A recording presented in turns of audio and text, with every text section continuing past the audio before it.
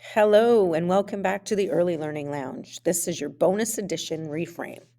I'm your host, Tammy Nucci, and today's episode is extra special, not because it's a live interview, but because it's genuinely heartfelt conversation that unfolded. If you've listened to episode 3, you'll know my daughter Kiera was supposed to join me. But if you've ever lived through university midterms, then you know how the story goes. She needed to pause, rest, and focus, and I encouraged her to do exactly that. And honestly, it couldn't have aligned more perfectly with our theme. Busy is not the badge, balanced is. So instead of sitting down for a formal live recording, Kiera shared her reflections with me afterwards. Voice notes, little conversations, thoughtful answers, and with her permission, I'm sharing some of those with you today. You'll hear her voice throughout the episode in short moments of honesty and insight.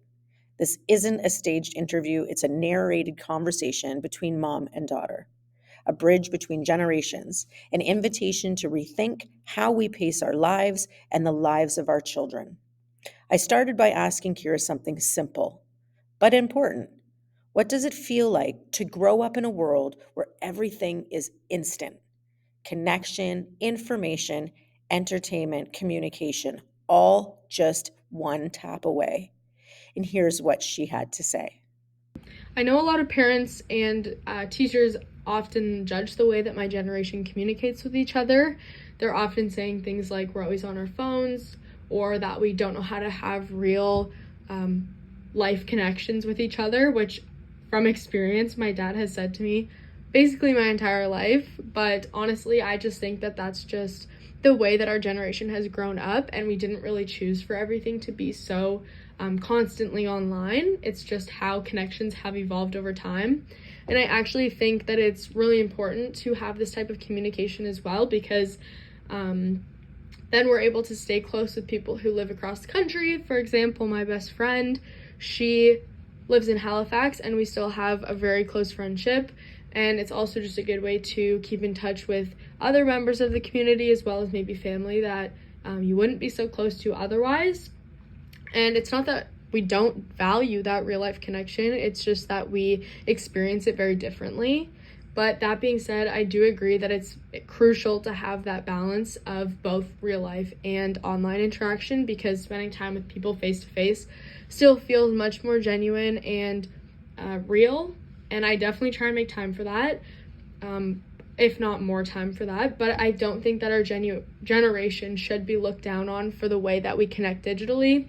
It's not really less real, it's just a new version of connecting, and it just reflects the way that our world is to this day.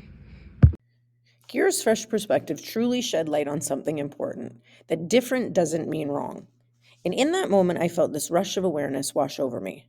Her words reminded me how quickly bias can creep in, how easily we pass judgment based on our experiences, our childhoods, and our pace of life. It made me pause and ask myself, am I seeing this through an open lens or through the filter of my own nostalgia and assumptions? This was a powerful reminder that every generation lives inside the world they're handed. And if we aren't careful, we end up judging instead of understanding, comparing instead of connecting, correcting instead of listening. So I had to stop and really think about it. What is the real lesson here?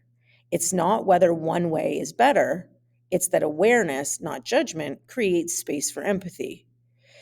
When she was around 12 years old, I remember saying to her, when I was a kid, we had to get on our bikes and go find our friends in the neighborhood.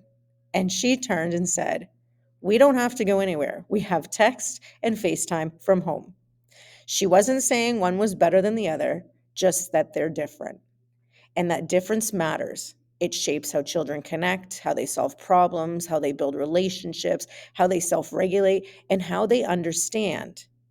But then she said something that stopped me in my tracks. She said, Mom, this is what we know as normal. We didn't choose this or even get a say. It's simply all we know. It's what we were born and raised into. Whose fault is that? And let me be clear, she didn't say it with attitude or blame. She said it with reflection, with curiosity, with honesty, and she's right. Every generation grows within the world they're handed. So the real question is not how did we get here? The real question is now that we know better, what can we choose differently? I asked Kiera what she notices about kids today, what she sees in their pace, their schedules, their downtime, or lack thereof. Here's what she said. Personally, for me, slowing down hasn't always been easy and definitely hasn't gotten easier as I've gone off to school. I have definitely been trying to find ways to keep my mind and life as balanced as possible, but I have found that super small things have made a big difference for me, like going for short walks, studying with some quiet music on, or just pushing myself to go to the gym for a little bit of peace of mind. But I am still definitely trying to figure out balance, as I have always been a very go, go, go type of person. And with school being very mentally exhausting, it's not always easy to maintain the attitude and energy that I once always had. Some days I feel like I can breathe and relax, but I would say most school days and even on weekends sometimes I feel like it's just a constant juggling act. And I am working towards allowing myself to rest without feeling guilty about other important aspects of my life. But it definitely has been a big struggle for me, and I feel like many students would definitely feel the same way. Her insight echoes what so many educators and parents are seeing. Children are tired, children are anxious, children feel the push to perform, to be productive, to stay busy. And here's the hardest part to acknowledge: they learned it from us. Our cultures embraced busy like a badge. We wear exhaustion like an accomplishment. We equate doing more with being more, and our children absorb that message long before they ever put it into words. From a neuroscience and early childhood perspective, the developing brain needs slowness, repetition, rest, unstructured time, and moments of nothingness. But our society doesn't value nothingness, it values output. Here comes the most important part of the conversation.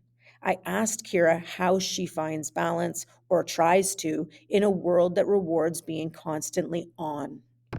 If I could share one message, it would definitely be that balance is not about doing everything perfectly or constantly being productive. If it's definitely about giving yourself permission to just pause and take care of yourself mentally and physically. I believe that many of us, especially students like I've been talking about, get caught up in just the constant go, go, go, and it can feel super um, it can be super easy to feel really guilty for just resting or needing to take that step back. And to parents, educators, or even my younger self, I would say that you should always support yourself and others in taking those small breaks, and also just remembering that taking care of your mental health is just as important, if not more, than any assignment or test or goal that you may have. And balance doesn't happen overnight, and it's definitely okay if you're still trying to figure it out like I am. Whether it be 12-year-old Kiera or 19-year-old Kiera, her responses are such a powerful reminder.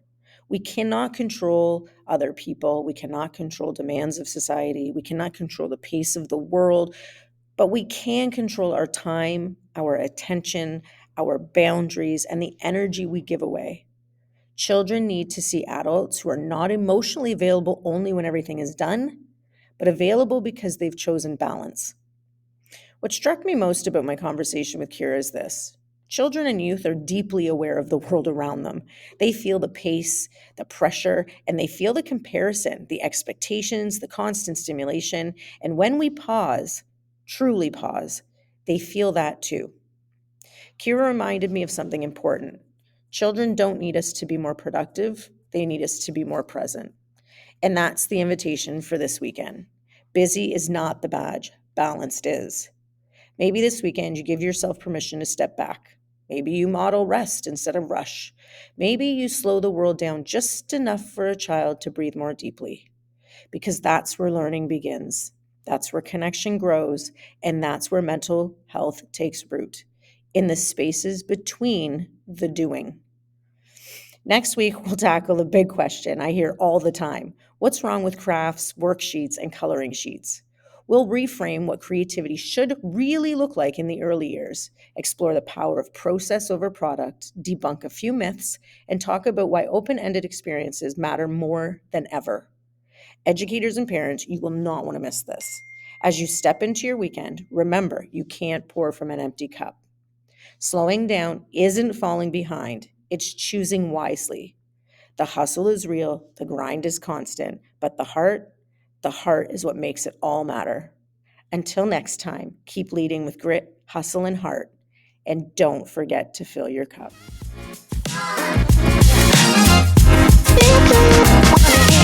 Yo.